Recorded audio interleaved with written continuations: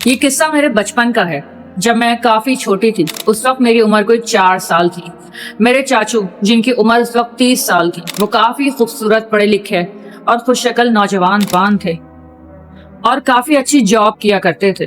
ہم لوگ گاؤں میں ہوا کرتے تھے۔ چاچو کی جاب لگی تھی شہر میں اور چاچو شہر چلے گئے۔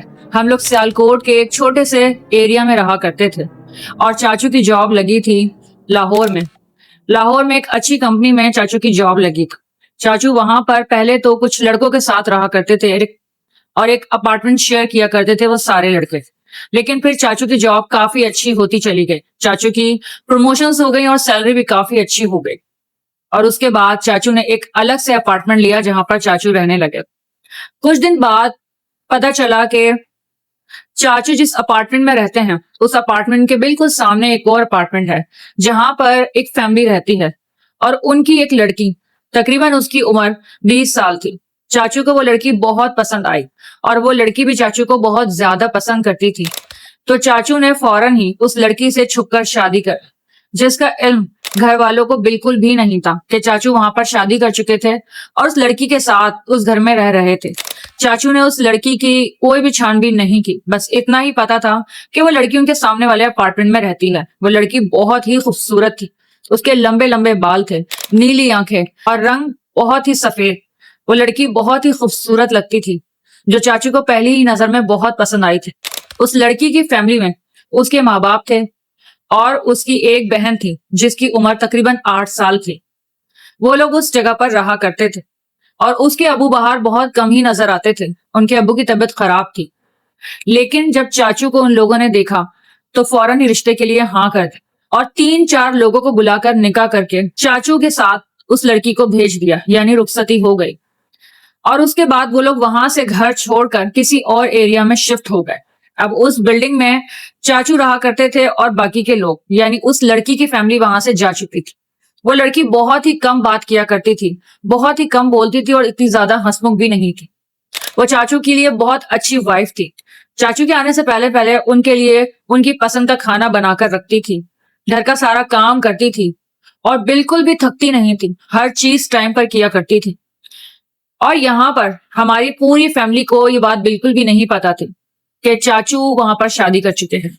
ایک دن چاچو نے میری دادی کو یہ بات بتا دی، انہیں کال کی اور ساری بات بتا دی۔ پہلے تو دادی کو بہت زیادہ غصہ آیا کہ تم نے وہاں پر چھپ کر شادی کر، اگر تم اپنی پسند ہمیں بتا دیتے تو کیا ہم تمہاری پسند سے انکار کرتے؟ جو تمہاری پسند وہ ہماری پسند ہے۔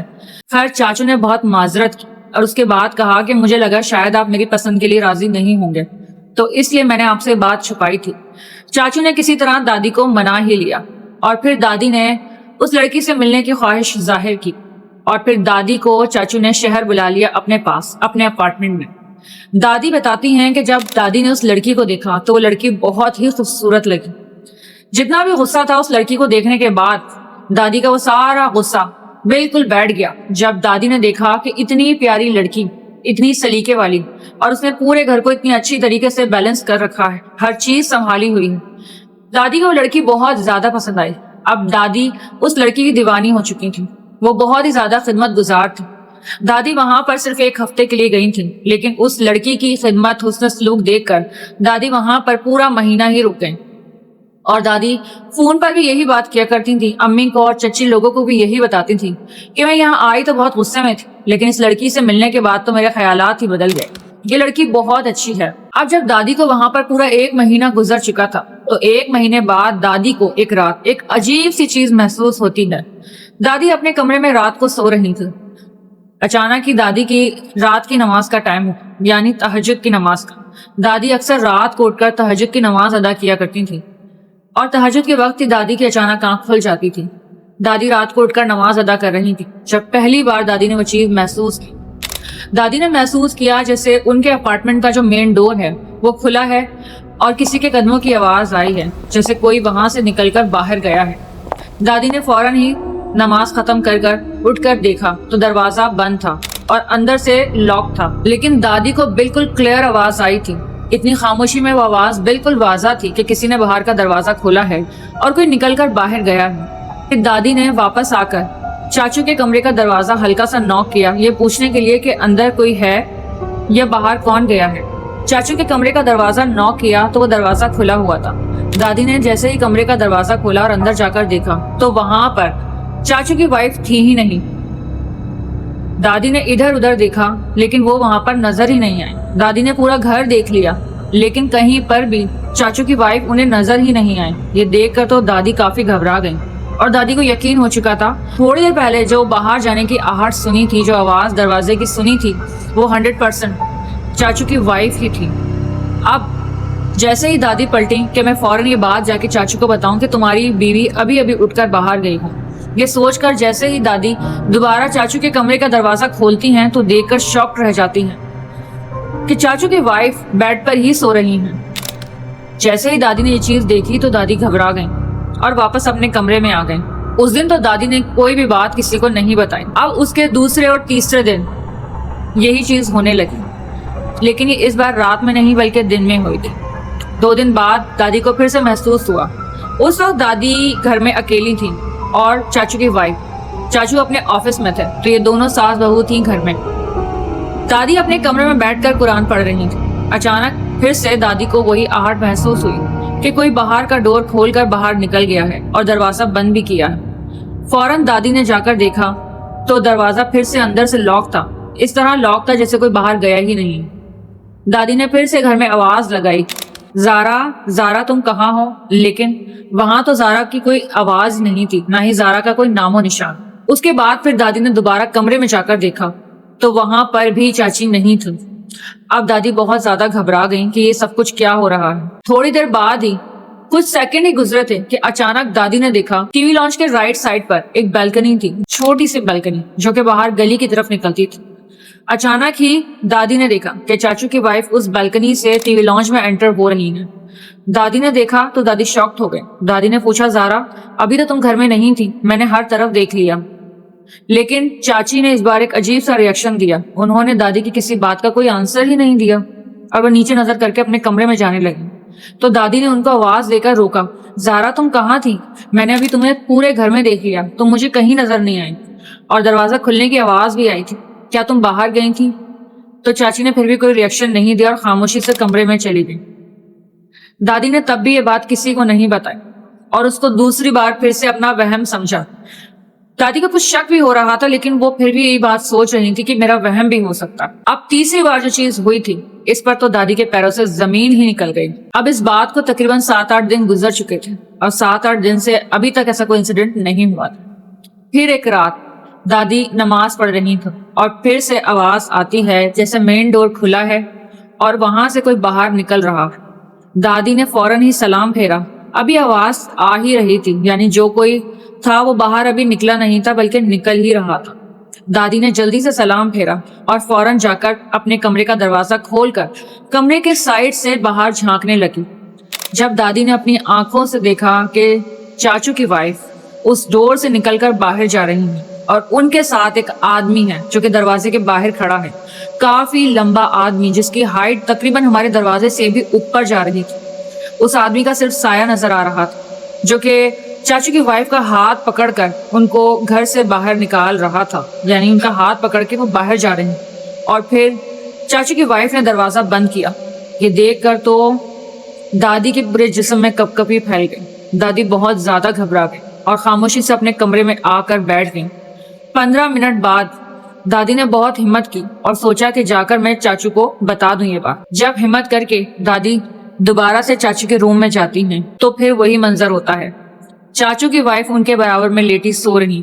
उस दिन तो खामोशी से दादी ने दरवाजा बंद किया और वापस आ गई। अगले दिन दादी चाह रही थी कि चाचू से बात करें मगर अकेले में, मगर वहां पर तो चाचू की वाइफ मौजूद थी और दादी को बात समझ नहीं आ रही थी कि मैं बात किस तरह चाचू को बताऊं कि मैं पिछले कुछ दिनों से क्या कुछ देख रही हूँ। अब दादी काफी ज्यादा डरी हुई थी और चाचू की वाइफ से बिल्कुल भी बात नहीं कर रही थी। और चाचू की वाइफ काफी खामोश रहने वाली औरत, वो भी किसी से ज्यादा बात नहीं करती थी लेकिन कभी किसी को कोई शिकायत का मौका भी नहीं देती थी, अपना हर काम प्रॉपर करती थी। अब ये दोनों सास बहू खामोश खामोश इस घर में पूरा वक्त गुजार देती। दादी ने चाचू से कहा कि मेरी तबीयत बहुत ज्यादा खराब है तो मुझे डॉक्टर के लिए चलो। तो चाचू ने कहा ठीक है, शाम को जब मैं ऑफिस से आ जाऊंगा तो मैं आपको डॉक्टर के लिए जाऊंगा।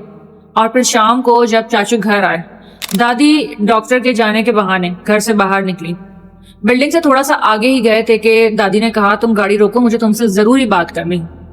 چاچو نے کہا کیا بات ہے؟ تو دادی نے گاڑی رکوا کر راستے میں ساری بات بتائی. تو چاچو دادی کی اس بات کو سن کر ہنسنے لگے. دادی نے کہا کہ یہ کوئی ہنسنے والی بات نہیں ہے, میں نے اس بات کو کلیئر دیکھا ہے, تمہاری بیوی کے ساتھ کوئی مسئلہ ہے. جب چاچو کو یہ بات اتنی زیادہ یقین سے دادی نے کہی تو چاچو کو بھی تھوڑا شک ہونے لگا. اب وہ بھی تھوڑا الرٹ ہو گئے. تو دادی نے چاچو سے کہا کہ تم آج رات سونا نہیں اور تم اس طرح پریٹینڈ کرنا جیسے تم سو چکے ہو. جس وقت میں تہجد میں اٹھتی ہوں اس وقت تمہاری بیوی رات کو اٹھ کر کہیں جاتی ہے. چاچو نے کہا ٹھیک ہے. اب رات کو چاچو اپنے بستر پر لیٹ گئے اور آنکھیں بند کر کر اس طرح لیٹے رہے جیسے وہ سو چکے ہیں. لیکن اس رات ایسا کچھ بھی نہیں ہوا. چاچو کی وائف کہیں نہیں گئی بلکہ اپنے کمرے میں ہی سو رہی تھی. 2 دن اسی طرح گزر گئے مگر ایسا کچھ بھی نہیں ہوا. اور جب تیسری رات آئی تو اس دن چاچو اپنے کمرے میں آنکھیں بند کر کے اسی طرح لیٹے ہوئے تھے. رات کے تقریباً 2 بجے کا وقت تھا. اچانک ہی چاچو کی وائف بستر سے اٹھتی ہیں اور اچانک کمرے کا دروازہ کھول کر باہر نکلتی ہیں. جب چاچو نے یہ سارا منظر محسوس کیا بند آنکھوں سے تو چاچو اس وقت ایک پل کے لیے شاکڈ ہو گئے کیونکہ دادی کی بات اب تک بالکل صحیح جا رہی تھی. یہاں تک تو کہانی ٹھیک تھی کہ وہ کمرے کے دروازے تک گئیں, کمرے کا دروازہ کھولا اور باہر نکلی. اب چاچو نے سوچا کہ ہو سکتا ہے یہ پانی پینے کے لیے کچن میں جا رہی ہیں. چاچو اٹھ کر بیٹھ گئے اور پھر وہی ہوا. باہر کا دروازہ کھلنے کی آواز آئی. جیسے ہی باہر کا دروازہ کھلنے کی آواز آئی تو چاچو فوراً سے نکل کر آئے اور اسی طرح کمرے کے کونے میں کھڑے ہو کر چھوٹی سی جھری سے باہر جھانکنے لگے. چاچو نے بھی وہی منظر دیکھا جو کچھ دن پہلے دادی نے دیکھا تھا. جیسے ہی چاچو نے وہ منظر دیکھا چاچو واپس اپنے کمرے میں آ کر بیٹھ گئے اور چاچو کا دل زور زور سے دھڑک رہا تھا. چاچو نے بھی اس آدمی کو دیکھا, ایک لمبا کالا سایہ جس کا ہاتھ پکڑ کر چاچو کی وائف باہر نکل رہی تھی اور پھر دروازہ بند کر دیا. جب چاچو نے یہ سب کچھ دیکھا تو چاچو نے فوراً جا کر دادی کو یہ بات بتائی کہ میں نے یہ سب کچھ دیکھا ہے اور آپ بالکل سچ کہہ رہی تھی, یہ حقیقت ہے. اس رات وہ دونوں سوئے ہی نہیں اور انتظار کرنے لگے کہ چاچو کی وائف کب واپس آتی ہیں اور اب ہم ان سے بات کرتے ہیں کہ یہ سب کچھ کیا ہے. لیکن وہ رات, اس رات کے بعد چاچو کی وائف کبھی گھر نہیں لوٹی. چاچو کی وائف کہاں گئی, وہ آدمی کون تھا یا وہ سایہ, وہ اندیکھی مخلوق, وہ کیا چیز تھی جس کے ساتھ چاچو کی وائف ہر رات باہر جا رہی تھی؟ کون تھی چاچو کی وائف, کہاں سے آئی تھی, کسی کو کچھ بھی نہیں پتا.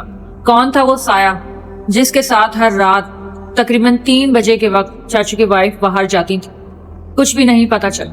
شاید اس رات وہ راز کھل چکا تھا اور وہ دوبارہ کبھی بھی نظر نہیں آئی. چاچو نے ہر جگہ ان کے بارے میں پتا کیا. اس سے پہلے ہی چاچو نے جب اس لڑکی سے شادی کی تھی تو اس کی پوری فیملی وہ اپارٹمنٹ چھوڑ کر چلی گئی تھی. چاچو نے ہر جگہ پتا کیا مگر اس عورت کا کہیں پتا نہیں چلا اور نہ ہی ان کی پوری فیملی کا. وہ لوگ کون تھے, وہ کہاں سے آئے تھے, کسی کو کچھ نہیں پتا چلا. اور یہ بات آج تک ایک سوال بن کر رہ گئی ہے کہ آخر یہ سب کچھ کیا ہوا تھا. وہ کون تھی, کیا وہ ایک چڑیل تھی یا وہ جنات کی نسل میں سے کوئی جن تھی, اور اس کا کیا مقصد تھا میرے چاچو کی زندگی میں آنے کا. یہ میرے بچپن کا واقعہ تھا اور یہ واقعہ مجھے میری دادی نے اور میری امی نے جب سنایا جب آج میں جوان ہو چکی ہوں, اور ہمیں خود کو یقین نہیں آتا کہ چاچو کی زندگی میں ایسا بھی کوئی وقت گزرا تھا. یہ سٹوری تھی ہمارے سبسکرائبر کی. اگر آپ لوگ بھی چاہتے ہیں کہ آپ کی سٹوریز میں اپنے چینل پر شیئر کروں تو اپنی ہارر سٹوریز کو اس ای میل ایڈریس پر سینڈ کر دیجیے گا. سٹوری پسند آئی ہو تو ویڈیو کو ضرور لائک کیجیے گا اور چینل کو سبسکرائب کرنا تو بنتا ہے. ملتے ہیں اگلی ویڈیو میں. ہیر کو اجازت دیجیے.